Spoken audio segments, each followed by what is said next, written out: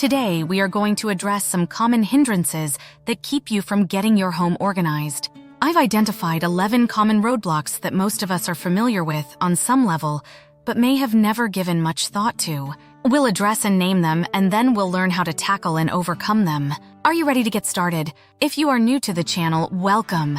I blog and make videos about cleaning, decluttering, and organizing. You can find my free printables to help you get organized in the drop-down menu under the printables category over at dmiddleton.com. You can get your printable daily housekeeping routine and cleaning checklists here at the link in this video description. This 15-page printable kit is delivered digitally to your email for you to print and personalize. It includes a daily schedule, calendar pages, and deep cleaning checklists for every room and area of your home.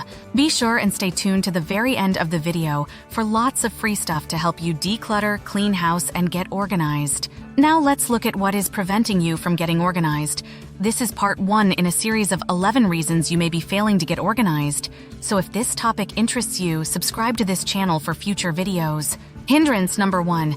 No system in place, no home for anything. One particular hindrance to getting organized is not having any type of system in action in the first place. When you haven't assigned a home to anything, it's very difficult to know where to put it away in the first place. Here are some of the common complaints you might make if this is your hindrance. You might say, I never put things back into the same location twice. I have some new purchases I've made, but I haven't put them away yet because I don't know where to store them. I have so many things I want to accomplish, but I don't know how or when to start. Someone who faces this common hindrance is likely to just drop things down on any surface once you enter your home. Perhaps you are in the habit of placing everything on the kitchen counter or table once you enter your home. Then your items accumulate and never get put away. You might misplace things often, but know they are in that pile somewhere. Because you have no system in place, you forget important dates, delay getting things accomplished you wanted to, and may even miss special opportunities because you failed to plan or misplaced that invitation. Paper piles and mail piles tend to accumulate daily. We are going to look at the root cause for why these piles are being created. Typically, we create piles for things that do not have a home within our space.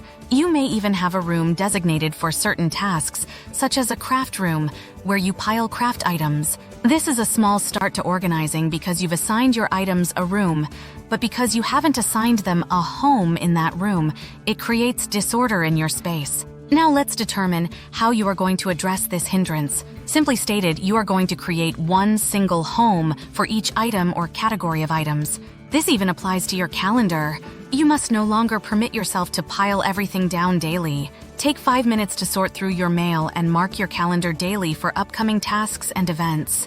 If you receive a bill in the mail, you put it away immediately in the designated bill space you have created for bills.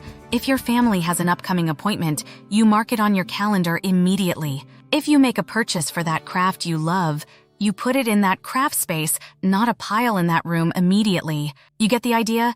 You no longer procrastinate. You no longer create piles.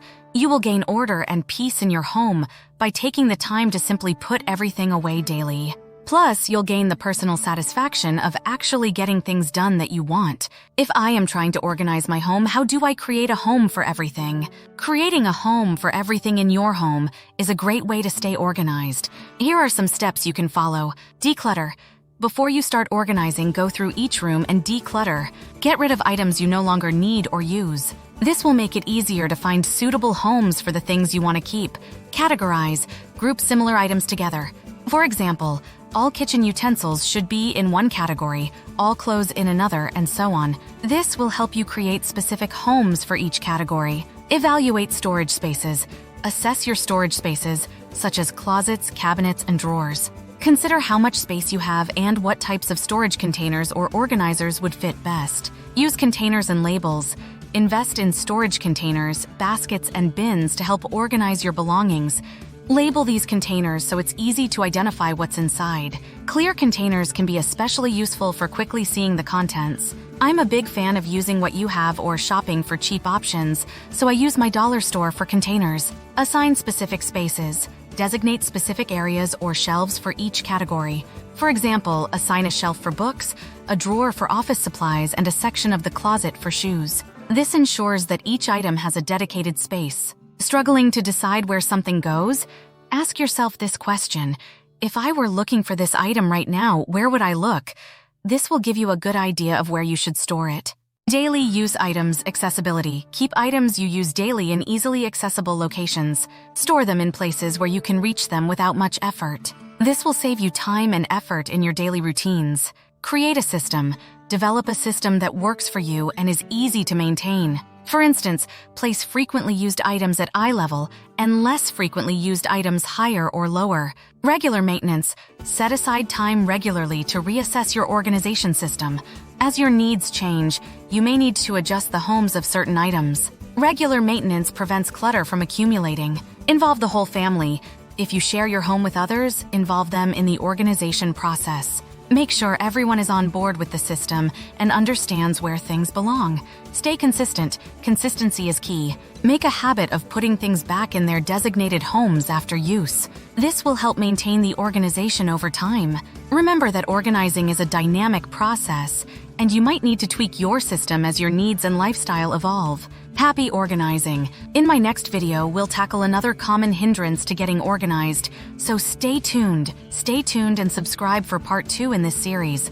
If you need to do more deep cleaning, I have checklists and guides to help you with that over at dmiddleton.com or at the link below. I have a housekeeping ebook entitled Makeover Your Homemaking. If housekeeping is an area that you struggle with, this ebook will guide you in creating your own housekeeping schedule. I try to cover everything from balancing your bank balance to cleaning your kitchen. I will link that information for you in this video description. If you are looking to get more organized, I can help with that too. I blog and make videos about cleaning, decluttering, and organizing. If you find it a struggle to get organized, there is likely a good reason why. As a matter of fact, I explore 11 reasons you fail to get organized over on my blog, dmiddleton.com. If one of these 11 reasons sound familiar to you, I will give you some tips to overcome that obstacle and finally get organized. I will link this information below. You can find my free printables to help you get organized in the drop-down menu under the Printables category over on my blog, dmiddleton.com. If you are drowning in clutter, let me help inspire you. Clutter doesn't have to ruin your space. We are going to banish it. I do a year-long thorough declutter series on the blog. In this series, we declutter 30 minutes a day, 5 days a week. If that is something you need to do, join me at the link in this video description. You will receive a daily task and a weekly email. By the time you complete this series, you will have decluttered every room and space in your home. I have declutter lists for each room over at dmiddleton.com. I want to inspire you to create a home for everything and make your housework more manageable and less time-consuming. Once the clutter is gone, you will spend far less time cleaning it. So, don't keep things around that take up your valuable space and time. Declutter it. Check out the links below to get started. Thanks for watching.